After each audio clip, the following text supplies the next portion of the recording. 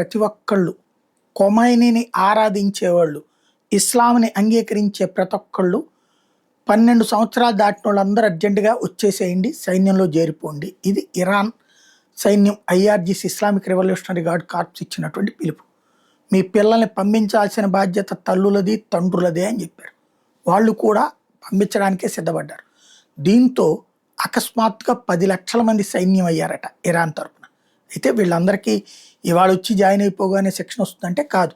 కాకపోతే ఆత్మాహుతి దాడులు చేసుకోగలిగిన వాళ్ళు ఓ రకంగా అమెరికాకి జర్కిస్తున్నారు. అమెరికా, ఇజ్రాయెల్ రేపు గ్రౌండ్ అటాక్కి రెడీ అవుతున్నాయి.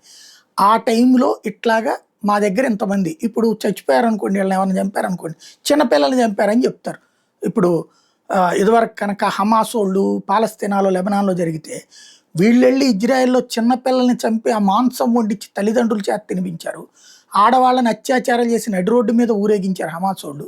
అది మాత్రం ఫోకస్ కానియరు. అది తప్పు లేదంటారు, ఎంతో కక్షతో ఉంటే అంటారు.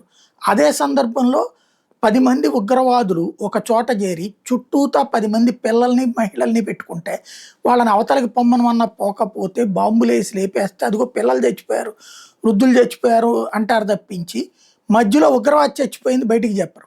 అట్లాంటి దరిద్రం ఉంటుంది వాళ్ళ దగ్గర. ఇప్పుడు రేపు రాబోయే రోజుల్లో అదే చేయబోతున్నారు అమెరికా మీదన, ఇజ్రాయెల్ మీదన.